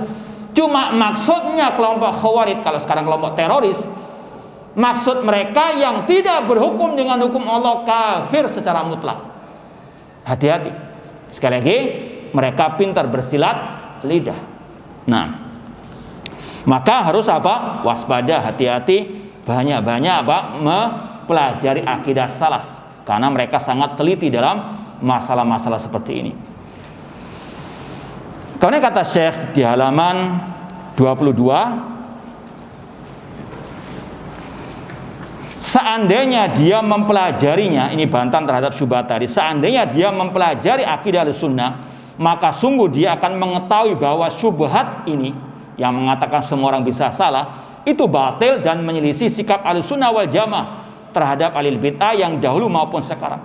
Dan dia akan mengetahui bahwa perkataan orang yang mengaku salafi itu tidak ada seorang pun yang maksum setelah Rasulullah SAW, dan bahwa semua orang itu pernah salah, itu adalah ucapan yang benar tapi maksudnya adalah batil. Sekali lagi, ketika ada orang-orang yang sesat, yang menyimpang, yang menebarkan syubhat, ketika dibantah mengatakan semua orang bisa salah, itu sekali lagi kalimatu haqqin urida bihal batil. Kenapa dia mengatakan seperti itu? Biar dia tidak disalahkan, biar dia tidak dibantah. Itu maksudnya. Maka sekali lagi harus kita cerdas. Nah, kata beliau, yang demikian itu karena Ahlussunnah wal Jamaah dari kalangan sahabat tabi'in, apabila salah seorang dari mereka salah, tidaklah kesalahan itu bersumber dari hawa nafsu atau dari keengganan mengikuti athar, dan tidak juga bersumber dari menyelewengkan nas-nas serta mengikuti hal-hal yang mutasyabihat samar-samar seperti yang dilakukan oleh ahli al-bidah. Kalau menyamakan kesalahan sebagian para salaf dengan mereka, ini qiyas ma'al fariq, beda. Di antaranya tadi, kalau para salafus soleh itu bukan wataknya mereka menentang Al-Quran dan Sunnah, menentang kebenaran. Mereka sami'na wa ata'na, kalaupun mereka salah itu ketergelinciran. Seperti tadi, bedakan antara watak dengan apa? Watuk tadi. Nah, kemudian pindah halaman 24. Di antara syubhat yang sering terdengar juga, yaitu Anda mendapatkan orang yang baru bertobat sangat bersemangat pada awalnya dalam membantah ahlul bid'ah, tapi tanpa ketentuan dan tanpa ilmu. Ini juga banyak syubhat di sebagian orang. Mungkin antum pernah mendengar ada dulu gejolak di tengah-tengah dakwah salafiyah yang mereka luar biasa. Istilahnya tahdir-tahdirannya sangat kebablasan, dengan kedustaan dan dengan kejahilan. Maka sebagian orang sekarang mengatakan, kalau antum belajar akidah nanti seperti kelompok itu. Nah, sekali lagi, ini syubhat dari orang-orang yang sekarang ini ngembosi kajian akidah wal manhaj dengan alasan kalau antum belajar seperti ini membantah penyimpangan nanti sama dengan kelompok suka tahdir-tahdiran. Maka sudah pernah kita jawab, tahdir harus kita sikapi pertengahan. Sebagaimana ciri Ahlus Sunnah pertengahan dalam segala hal. Ahlus Sunnah tidak ekstrem kanan, ekstrem kiri, tidak meremehkan masalah tahdzir, tidak pula berlebih-lebihan. Mentahdzir yang memang layak ditahdzir dengan ilmu dan bukti yang nyata, bukan dengan kedustaan. Seperti dulu pernah kita bantah, ada salah satu yang mentahdir Syekh Ali bin Hasan dengan tuduhan beliau memotong-motong ucapan Ibnu Hazm tentang masalah al-iman. Maka kita bantah, waktu itu kita tunjukkan ini bukunya Syekh Ali bin Hasan. Beliau tidak memotong-motong, beliau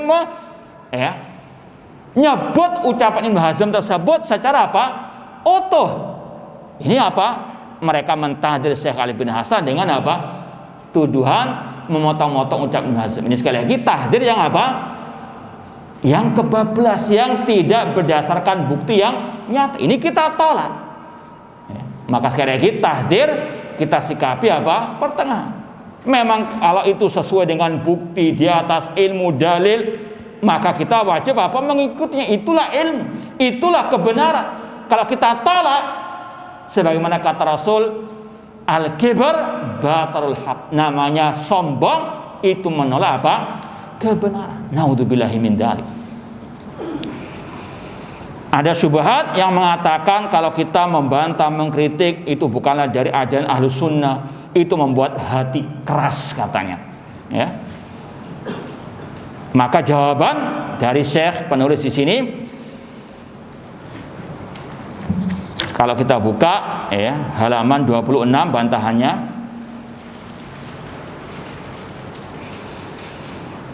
kalau dikatakan membantah penyimpangan itu menjadikan hati keras, kata beliau, kita dapatkan para imam dari kalangan para sahabat, tabi'in dan para pengikut mereka.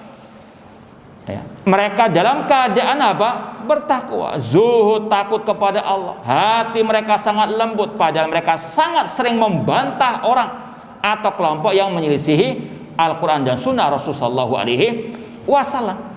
Imam Abdullah bin Mubarak, Imam Ahmad bin Hanbal, Yahya bin Ma'in dan seterusnya dari ulama-ulama Ahlus Sunnah, mereka terkenal membantah ahlul bid'ah, membantah syubhat, membantah penyimpangan. Namun mereka juga sejarah hidup mereka dipenuhi dengan zuhud, wara, takut kepada Allah tabaraka wa ta'ala. Yang suka membantah dikatakan terlalu keras, dikatakan tidak berakhlak. Ini semuanya karena tidak sesuai dengan hawa nafsunya. Bukan karena Al-Quran dan Sunnah Rasulullah SAW yang dia pegang. Maka hati-hati, ada orang-orang yang suka memutar kebalikan fakta, yang pintar bersilat lidah. Maka wasiat beliau di halaman 28, berhati-hatilah dari rasa lemah, loyo dan putus asa terhadap apa yang menimpamu di jalan Allah. Kalau kita berpegang dengan akidah, dengan manhaj salaf, melaksanakan amar ma'ruf nahi munkar, melaksanakan prinsip-prinsip Ahlus Sunnah, banyak musuh, banyak yang hasad, iri dan dengki. Maka kata beliau, berhati-hatilah dari rasa lemah, tetap semangat meskipun harus pindah kajian, ada masalah. Betul enggak? Dan jangan putus asa terhadap apa yang menimpamu di jalan Allah. Ingat firman Allah Subhanahu wa taala, fama wahanu lima asabahum fi sabilillah wa ma dha'afu wa mastakanu wallahu yuhibbus sabirin. Mereka tidak menjadi lemah karena bencana yang menimpa mereka di jalan Allah, dan tidak lesu dan tidak pula menyerah kepada musuh. Allah menyukai orang-orang yang berbuat kebaikan. Dan yakini innal batila kana zahuqa, kebatilan pasti akan hancur. Kemudian wasiat yang keempat, janganlah mengambil ilmu kecuali dari ulama Ahlus Sunnah wal Jamaah. Ini yang kita sampaikan tadi, bahwasanya salah satu sebab penyimpangan kesesatan itu salah menimba ahli ilmu. Orang-orang yang masih punya syubhat dijadikan sebagai pembina, sebagai guru, ustaz dan sebagainya. Banyak yang tertipu. Ini sangat berbahaya. Makanya ulama salaf seperti Muhammad bin Sirin yang mengatakan, halaman 30, sesungguhnya ilmu itu adalah agama itu sendiri, maka lihatlah, selektiflah dari siapa kalian mengambil ilmu tersebut. Inna hadzal ilma dinun fanduru amman ta'khuduna dinakum. Ya, bahkan pernah kita dengar kisah tokoh teroris di negeri kita, ya, yang masih ada di penjara sekarang. Dulunya apa? Ikut kajian dakwah salafiyah. Tapi ketika dia mulai menimba ilmu dari syekh-syekh dari Arab Saudi yang terkena syubhat takfir, ya, dikira kalau semua syekh dari Saudi itu pasti apa? Salafi. Ya. Kata Syekh Abdul Aziz, enggak semuanya, ada yang hizbi, ada yang haroki dan sebagainya, ada yang Usama bin Laden dari mana? Iya. Maka hati-hati, ini salah satu kisah nyata. Gembong teroris di negeri kita ini dulunya apa? Mengaku ikut dakwah salafiyah, tapi ketika sudah salah menimba ilmu, mulazamah, dekat dengan syekh-syekh yang punya pemikiran takfir, pengkafiran terhadap kaum muslimin atau pemimpin kaum muslimin, maka naudzubillah min dzalik, berbalik memusuhi dakwah as-salafiyah, ya, berbalik 180 derajat menjadi gembong teroris khawarij di zaman ini di negeri kita. Naudzubillah min dzalik. Maka sekali lagi selektif dan terus apa? Selektif menimba ilmu, timbang dengan qala Allah wa qala Rasul wa qala as-sahabah. Siapa yang layak menjadi pembina ataupun guru ataupun ustadz agar kita pas selamat di dunia wal akhir. Ini wasiat para ulama as-salaf ahlu sunnah wal jamaah. Demikian pula ini masih ada kaitan dengan apa? Siapa yang harus kita dekati dari sahabat, dari teman, ya, karena itu butuh, ya, sekali lagi selektif dan ketelitian. Kalau tidak maka sangat berbahaya. Ini kita nukilkan dari kitab Al-Ibana As-Sughra. Ada ungkapan dari ulama yang bernama Ibnu Syaudzab. Beliau mengatakan min ni'matillah 'ala syab wal a'jami idza tanassaka an yuwaffaqa li sahibi sunnah yahmiluhuma 'alaiha.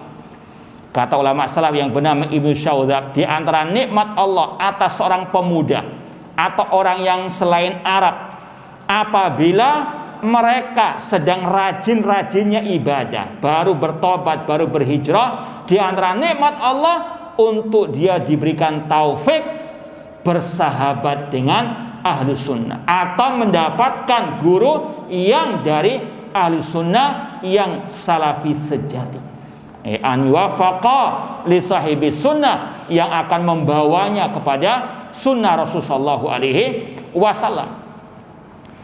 Kemudian ada ungkapan lagi dari ulama salaf yang lain, Amr bin Qais al-Mulai.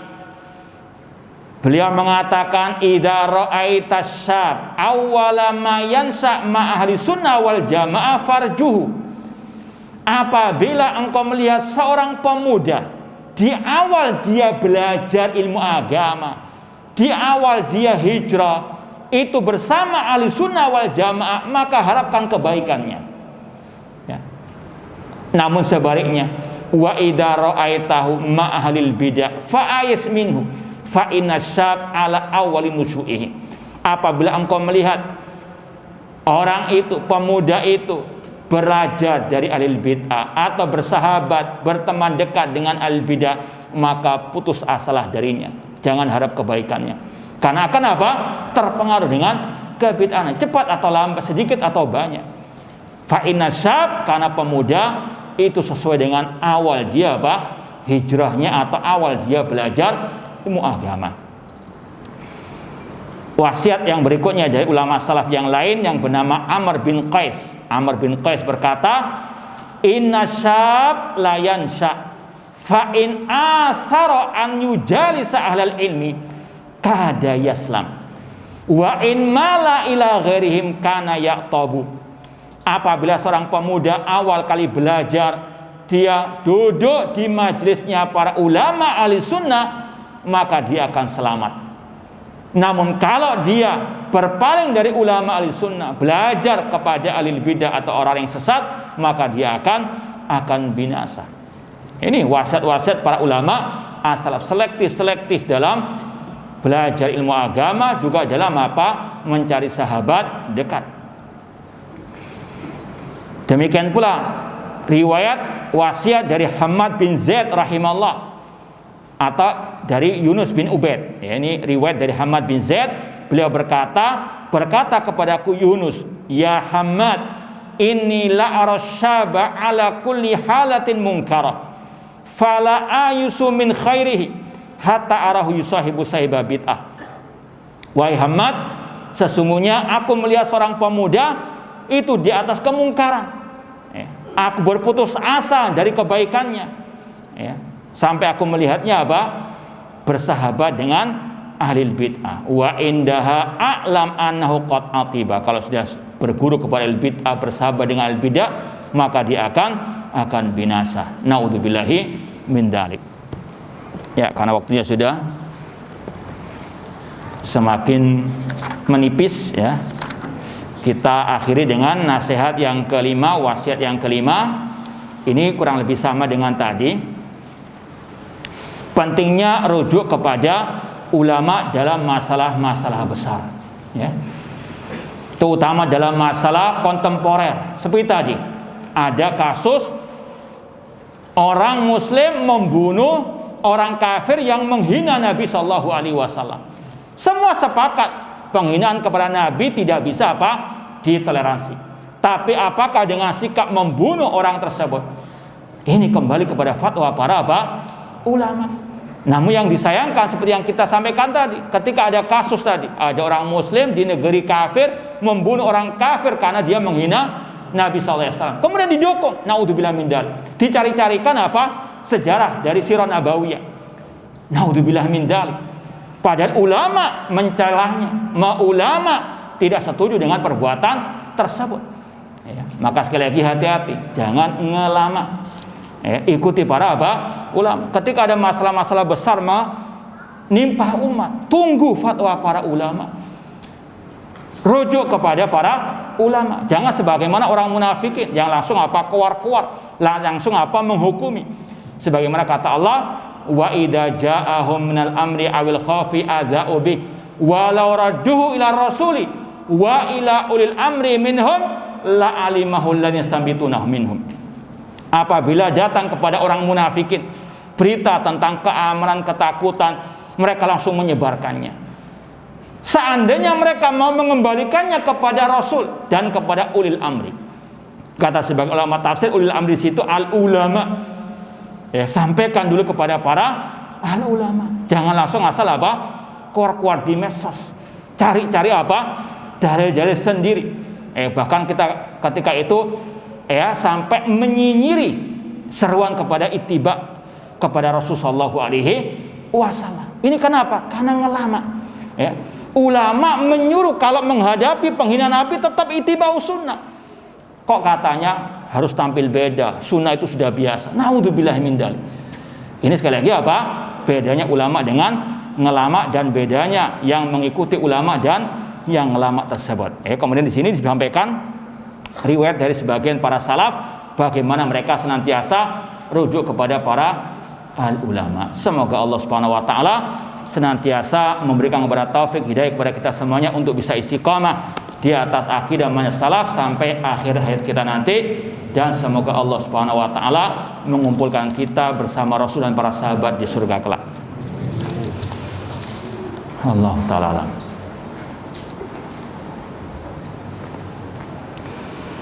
Ya, kalau sudah antum tahu orang itu menyimpang dalam masalah manhaj, masalah tauhid, bagaimana antum mau menjadikannya sebagai teman dekat?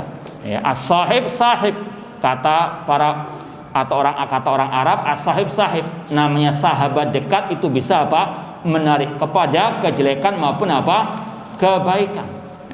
Bahkan dalam kitab tadi Ibana As-Sughra disebutkan riwayat dari para ulama salaf bahwasanya al-mar'u bi khadanihi. Kata Abdul Mas'ud, seseorang itu tergantung agama sahabat dekatnya. Kalau agamanya jelek, akidahnya rusak, pasti akan terpengaruh cepat atau lambat. At-tuyur bi asbahiha taqa. Namanya burung akan bertengger dengan yang sejenisnya. Burung gagak pasti akan bertengger dengan apa? Burung gagak. Demikian seterusnya.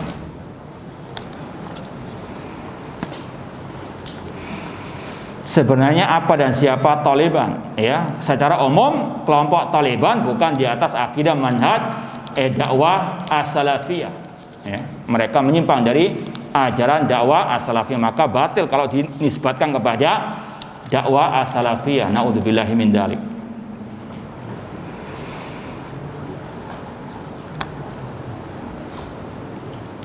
Ada seorang anak laki-laki yang ingin menghadiri pengajian untuk thalabul ilmi tapi dilarang oleh kedua orang tuanya karena bencinya mereka pada manhaj ini. Apa sikap yang tepat untuk anak tersebut pada orang tuanya tersebut?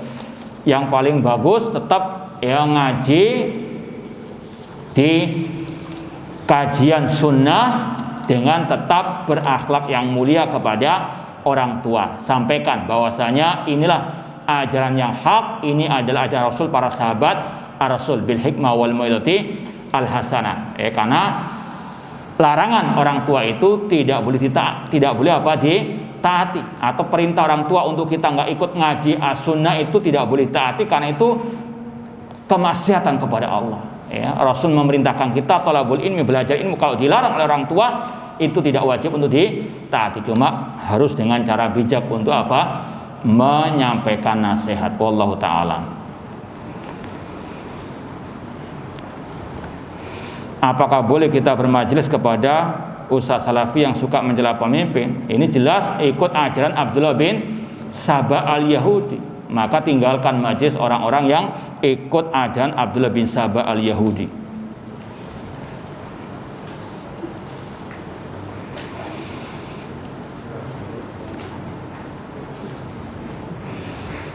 Bolehkah menghibah lil bidah? Menghibah boleh dalam beberapa keadaan, sebagaimana kata para ulama seperti Imam Nawawi dalam Riyadhus Shalihin dan juga ulama-ulama yang lain, sebagaimana yang diringkas oleh seorang penyair dalam 2 bait syairnya, al-qadhu laisa bighibatin fi sittatin. Mencela itu bukan ghibah yang terlarang dalam 6 keadaan. Yang pertama mutadzalim, orang yang didolimi. Boleh dia menghibah orang yang dolim tersebut. Ini orang yang dolim, ini orang yang suka ngerusak kajian akidah wal manhaj. Tidak apa-apa dihibah. Itu hibah yang dibolehkan kata para ulama karena mereka orang-orang yang dolim. Demikian pula mu'arrifin. Keadaan yang kedua mu'arrif itu memperkenalkan orang lain dengan menyebut cacat atau keburukannya. Mohon maaf, misalnya dalam perawi-perawi hadis ada istilah perawi namanya al-a'raj, yang pincang. Ini namanya apa? Terkenalnya al-a'raj, padahal nama aslinya Abdurrahman bin Hurmus. Disebut oleh para ulama hadis sebutannya yang masyhur, yang viral, yaitu al-a'raj, artinya yang pincang. Bukan mencela, tapi untuk memperkenalkan. Ada lagi rawi hadis namanya al-a'mas, yang cacat matanya. Namanya Sulaiman bin Mahran. Boleh untuk mu'arif saja, bukan untuk mencela aibnya tersebut. Yang ketiga, orang yang muhadziri, mentahdzir kebid'ahan, penyimpangan. Ini pembahasan kita. Boleh menghibahnya. Bahkan kata Syekhul Islam Taimiyah rahimahullah, ar-radu alal mubtadi' mujahid. Orang yang membantah alil bid'ah itu mujahid. Yang keempat yang boleh menghibah yaitu orang yang mujahirin fiskon, menyebut tentang kelakuan orang-orang yang bangga dengan kemaksiatannya, dengan kejahatannya. Misalnya bandar narkoba misalnya, sudah masyhur di kalangan orang-orang ini bandar narkoba, boleh antum laporkan ke aparat keamanan untuk diproses. Karena bangga dengan kejahatannya. Dia cerita-cerita, oh saya barusan laku narkoba 1 miliar misalnya. Nah ini laporkan, ada masalah. Kemudian yang kelima, wa mustaftin, orang yang minta fatwa. Seperti dalam kisah atau dalam misalnya antum tanya kepada ustadz ini bagaimana, saya boleh tidak belajar kepada ustadz fulan? Maka apa? Ini boleh, bukan menghibah yang haram. Mustaftin minta apa? Fatwa. Sebagaimana kisah Hindun waktu dahulu atau Fatimah bintu Qais atau juga Hindun juga sama minta fatwa kepada Rasul. Ya Rasul, ya Rasul, suamiku ini tidak memberikan uang belanja yang cukup padahal dia apa? Mampu. Kata Rasul, ambil enggak apa-apa. Uangnya apa? Secukupmu. Jadi sekali lagi boleh minta fatwa dengan menyebut nama orang itu menghibahnya. Tujuannya minta fatwa. Kemudian yang keenam, wa man talaba al-i'ana al-izati munkari, meminta tolong kepada yang berwenang untuk menghilangkan kemungkaran. Wallahu a'lam. Sudah cukup, sudah, jangan banyak-banyak.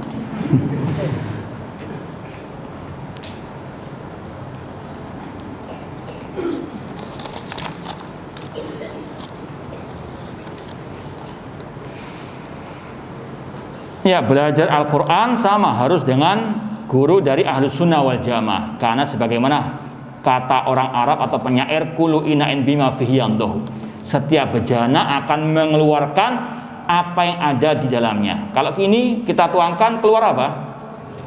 Ya, demikian pula setiap guru, kalau dia mengajar Al-Quran, pasti juga akan keluar masalah akidahnya, masalah manhajnya. Demikian pula yang mengajar bahasa Arab, bukan hanya bahasa Arab yang akan keluar dari mulutnya, tapi juga masalah apa? Akidahnya. Maka sekali lagi, sebagaimana kata Syekh Muhammad bin Utsaimin, belajar bahasa tetap dari ulama ahli sunnah atau dari ahli sunnah wal jamaah. Kalau dari ahli bidah pasti akan ada syubhat-syubhatnya.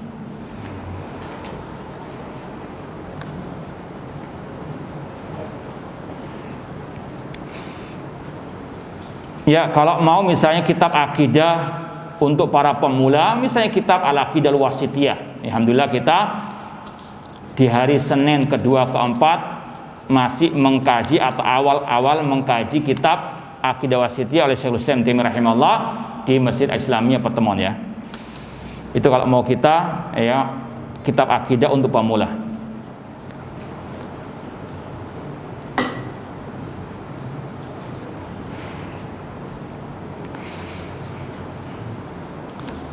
Iya, kalau ini ada pertanyaan dari mungkin akhwat, bolehkah mengajukan khulu karena suami bertahun-tahun tidak mau mencari nafkah tetapi banyak maunya, di antaranya main HP-an. Ya suruh nikah sama HP aja ya. Iya, secara asal boleh meminta khulu, ya.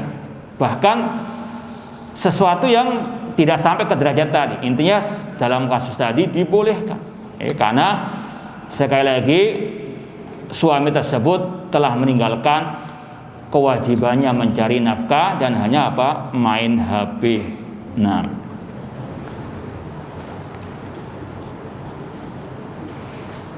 secara ayat tadi kita ya secara hukum asal, namun lebih baik antum atau anti istikharah minta ya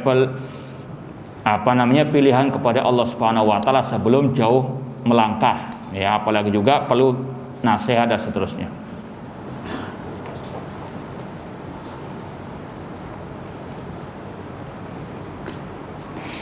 Ada ustadz yang berkata semakin banyak ilmu seseorang semakin sulit dia untuk menyalahkan orang lain, dan semakin bodoh seseorang semakin mudah dia untuk menyalahkan seseorang dan sulit memberi udzur. Ini sama dengan tadi, ini kalimatu haqqin urida bihal batil. Maunya apa? Jangan suka menyalahkan orang. Nah, kalau memang salah gimana nggak disalahkan? Ya? Ini sekali lagi hati-hati dengan kalimat-kalimat yang hak, terkadang maksudnya apa? Batil atau isinya ada kemungkinan kebatilan. Semakin orang itu misalnya antum punya 10 ilmu tentang sunnah, maka kalau ada 5 orang menyelisih 5 sunnah, antum tahu apa enggak kesalahannya? Justru kebalik kan? Justru semakin banyak antum tambah ilmu, antum semakin bisa melihat mana hak, mana apa? Mana batil. Ya, meskipun tetap namanya menyalahkan butuh ilmu, tidak asal. Jadi sekali lagi hati-hati dengan ucapan ustadz-ustadz yang sok kadang bijak, bijaksana namun apa? Bijaksana injak sini.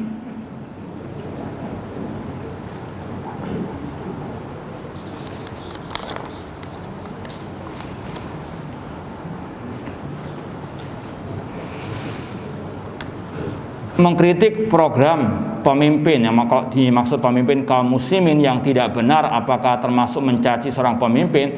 Ini masuk ke dalam bab tadi, bukan termasuk manhaj salaf menyebarkan aib pemimpin kaum muslimin. Kemudian juga yang dilarang oleh Rasul menasihati pemimpin di hadapan umum. Rasul jelas-jelas mengatakan, man arada an yansaha lidi sultanin fala yubdi alaniyatan. Barang siapa yang ingin menasihati pemimpinnya, jangan di hadapan umum.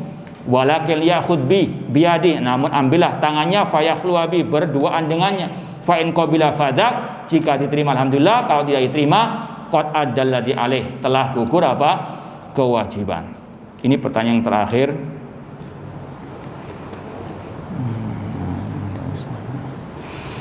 Iya, ini juga berkaitan dengan ustadz-ustadz yang ngajar kitab-kitab besar tapi nggak bisa bahasa Arab. Ini ada, kita tulis di footnote-nya ya, nanti baca sendiri ya. Jadi sekali lagi, apa yang kita sampaikan tidak lain tidak bukan kecuali ya hanya mengikuti apa yang dikatakan oleh para salafus saleh ya, seperti yang dituangkan oleh penulis di sini, wasiat emas bagi pengikut manhaj as-salaf. Ya, mudah-mudahan bermanfaat. Dan semoga Allah Subhanahu wa taala memberikan kepada kita kekuatan dan taufik hidayahnya untuk kita bisa istiqomah di atas akidah manhaj salaf sampai akhir kita nanti. Dan sebelum kita akhiri, sekali lagi mengucapkan banyak terima kasih kepada takmir masjid dan juga kepada panitia atas terselenggaranya acara ini. Semoga sekali lagi amal kita diterima oleh Allah Subhanahu wa taala. Jazakumullahu khairan katsiran wa barakallahu fikum. Kita akhiri aqul qouli hadza wa akhiru da'wana anil hamdulillahi rabbil alamin. Wassalamualaikum warahmatullahi wabarakatuh.